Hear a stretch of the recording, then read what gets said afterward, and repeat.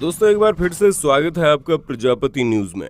मुर्गी का पोटा पथरी खाने वाले जरूर देखें। क्या मुर्गी का पोटा खाना इस्लाम धर्म में हराम माना जाता है या फिर इसके पीछे कुछ और ही कहानी है?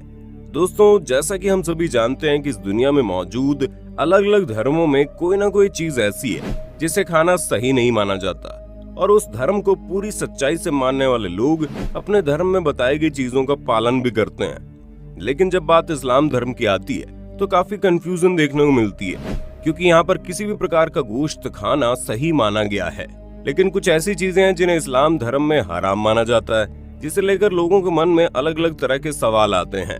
पर आप चिंता मत करो, क्योंकि आज की वीडियो में हम आपके सभी सवालों के जवाब देने वाले हैं। बस मेरे यानी अपने दोस्त विशाल प्रजापति के साथ वीडियो के बिल्कुल एंड तक बने रहना। लेकिन हाँ, वीडियो शुरू करने से पहले एक छोटी सी रिक्वेस्ट है। वीडियो के नीचे रेड कलर का सब्सक्राइब बटन दिख रहा होगा, उस पर क्लिक करके सब्सक्राइब कर लें, और साइड में बेल आइकॉन भी दिख रहा होगा, उस पर भी क्लिक कर लें ताकि आपको वीडियो मिले सबसे पहले। दोस्तों अक्सर आप लोगों ने ये बात सुनी होगी कि इस्लाम धर्म में सूअर के मीट को खाना हराम बताया गया है, और सिर्फ मीट को ही खाना नहीं बल्कि कई बार तो ये भी बताया जाता है कि इस्लाम धर्म में सूअर कहना भी सही नहीं माना गया, और इसका इस्लाम धर्म को मानने वाले लोग पालन भी करते हैं। लेकिन सूअर के अलावा भी बहुत सी ऐसी चीजें हैं जो इस्लाम धर्म में खानी हराम मानी गई है। पर एक चीज ऐसी है जिसको लेकर लोगों के मन में काफी कंफ्यूजन होती है, और वो मुर्गी का पोटा, क्योंकि हफ्ते दो हफ्ते में या फिर हफ्ते में कई बार लोग गोश्त खाते हैं। हिंदू धर्म में तो मीट खाना गलत माना जाता है, हालांकि फिर भी बहुत से हिंदू मीट खाते हैं, पर इस्लाम धर्म में मीट खाना कहीं से भी गलत नहीं माना गया। और चिकन तो इस्लाम धर्म के लोग खाते ही हैं। हालांकि चिकन में एक पोटा होता है जिसे लोग पथरी भी कहते हैं, और कई सारे लोग अपनी अपनी भाषा में इसे अलग अलग नाम से जानते होंगे। आप तस्वीर में देख सकते हैं कि एक इस प्रकार दिखाई देता है।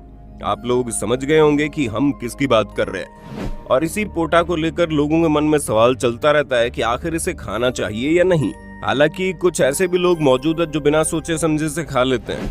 और दोस्तों हम साफ शब्दों में कहें तो मुर्गे का पोटा खाना इस्लाम धर्म में पूरी तरह से जायज है।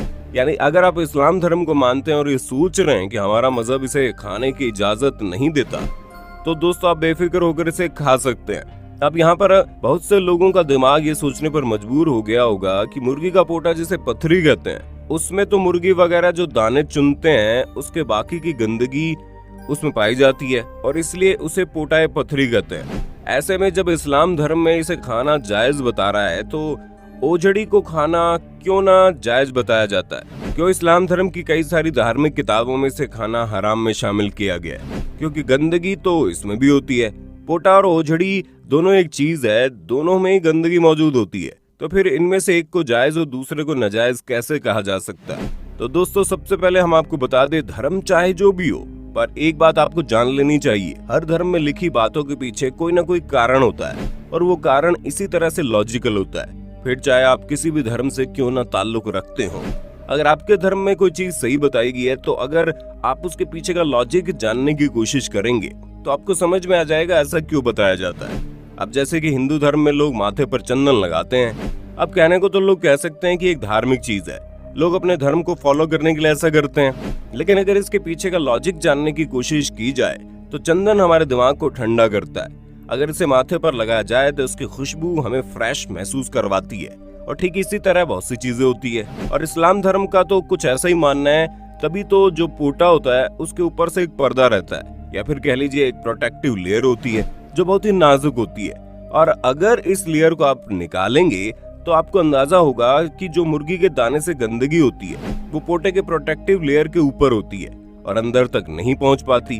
अब मान लीजिए आपने पूरे शरीर में कपड़े पहन रखे हैं, चाहे जितनी भी धूल मिट्टी क्यों ना उड़े, वो सारे कपड़े आपके ऊपर ही रहेंगे, शरीर तक नहीं पहुंच पाएंगे। ठीक ऐसा ही यहाँ भी देखने को मिलता है, और अंदर से वो खराब नहीं होता, उसमें किसी भी प्रकार की गंदगी नहीं होती। इसी वजह से इस्लाम धर्म में इसे खाना हराम नहीं माना गया। जब इसके ऊपर का कवर निकाल कर फेंक दिया जाता है तो अंदर का जो मटेरियल बचा होता है वो बिल्कुल गोश्त की तरह हो जाता है। अब बात करते हैं ओजड़ी की, जिसको कई सारे इस्लामिक किताब वगैरह में खाना हराम माना गया है। तो दोस्तों इसके होने के पीछे एक कारण है, क्योंकि इसके ऊपर किसी भी प्रकार का कोई कवर नहीं होता, जितनी भी गंदगी होती है ओजड़ी के अंदर पहुंच जाती है। अब अगर इसे खाएंगे तो जानवर के पेट में मौजूद जो गंदगी है वो आपके शरीर में पहुंच जाएगी, और किसी और प्रकार का मीट नहीं कहलाएगा, बल्कि आप इसे गंदगी ही समझिए। इस वजह से इस्लाम धर्म में इसे खाना सही नहीं माना गया। और ना ही आपको इसे खाना चाहिए, फिर चाहे वो इस्लाम धर्म से ताल्लुक रखते हो या किसी और धर्म से ताल्लुक रखते हो।